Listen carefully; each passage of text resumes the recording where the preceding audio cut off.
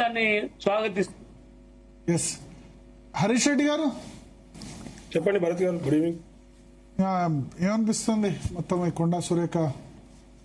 ఏం లేదండి, వాస్తవంగా ఇందాక పెద్దలు శరత్ గారు చెప్పినట్టు దీనికి ప్రజల సమస్యలకు మాత్రం ఎటువంటి సంబంధం లేదు. కాకపోతే ముఖ్యమంత్రి గారిపై చేసినటువంటి వ్యాఖ్యల పట్ల మాత్రం ప్రజలందరికీ సంబంధం ఉంది. ఎందుకనంటే ఆమె చేసినటువంటి వ్యాఖ్యల్లో ముఖ్యమంత్రి గారి బంధువులకి, ఆయన తమ్ముడికి స్వయాన 200 కోట్ల విలువ చేసే ల్యాండ్ని అప్పచెప్పి అక్రమంగా అని చెప్పడము, ఇంకా సమయం ఇస్తే నాకు కౌంటర్ ఇస్తే గనక వీళ్ళ బాగోతలన్నీ బయట పెడతామనంటే ఆమెకు చాలా విషయాలు తెలుసు.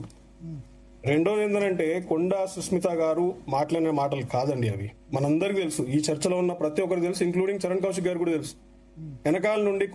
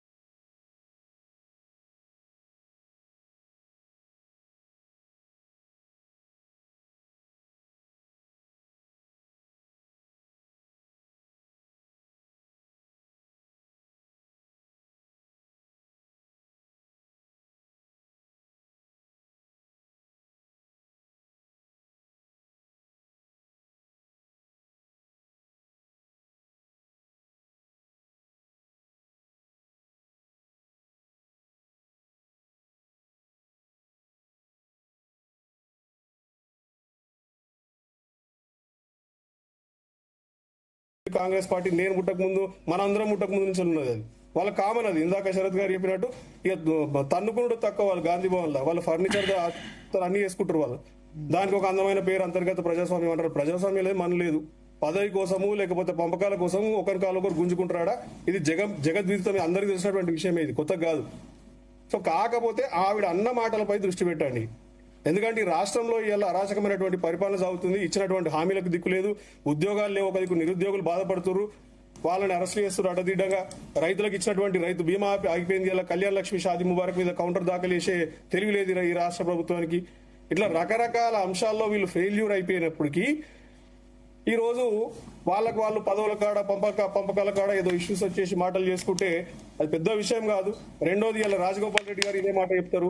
ఇంకా నిత్య నిరసనకారులు ఉంటారు వాళ్ళ పార్టీలో. జడ్చర్ల ఎమ్మెల్యే అనిరుద్ రెడ్డి గారు, ఆయన అయితే పొద్దున్న లేచిన పంచల్లి కథం ముఖ్యమంత్రి గారి మీద, మంత్రుల మీద, కాంగ్రెస్ పార్టీ కాంట్రాక్టర్ల మీద, ప్రతి ఒక్కరి మీద.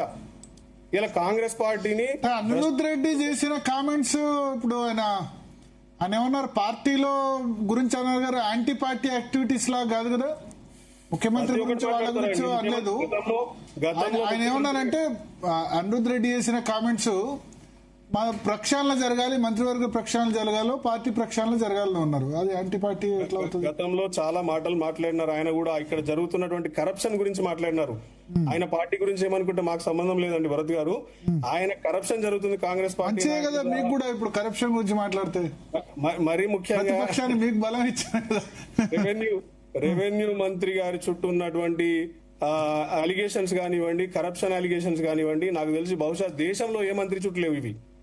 తెలంగాణ రెవెన్యూ శాఖ మంత్రిపై ఉన్నటువంటి అలిగేషన్స్ దేశంలో ఎవరి మీద లేవు. ఆయన కొడుకే స్వయాన వట్టినాగులపల్లిలో భూమి ఆక్రమించడానికి ప్రయత్నం చేస్తే ఒక సిఐ ఆయన అరెస్ట్ చేస్తే ఆయన వెంటనే ట్రాన్స్ఫర్ చేశారు, సస్పెండ్ చేశారు యాక్చువల్ గా, హబీబుల్లా ఖాన్ గారు అని చెప్పి.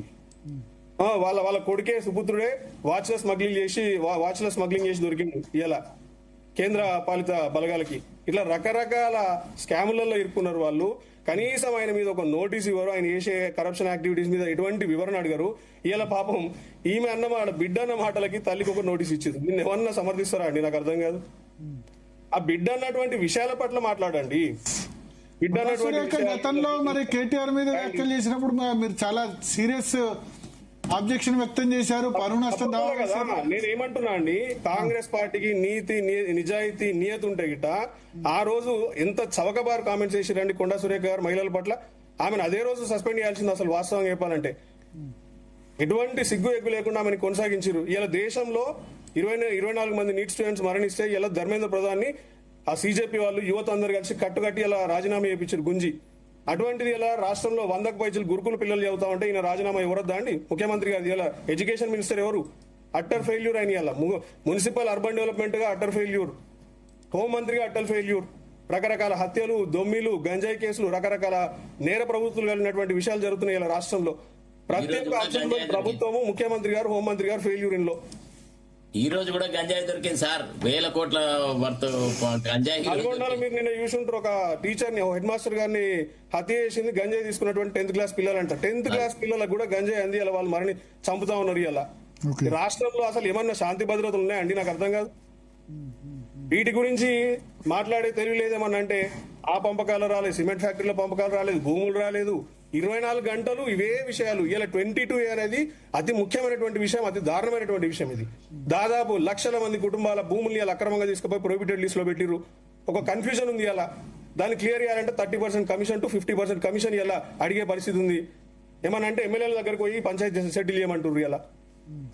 ఇలా పేద బడుగు బలహీన వర్గాలకు చెందినటువంటి భూములు తీసుకుపోయి 22 ఇలా పెట్టాల్సినటువంటి అవసరం ఏమొచ్చింది? ఇలా ఒకసారి చెప్తే అయిపోయిందా అండి? ఇలా ఓకే, చరణ్ కౌశిక్ గారు సార్ ఇక్కడ కూతురు మాట్లాడుతూ తల్లికి నోటీసులు అదే చెప్పిన ఇలాగా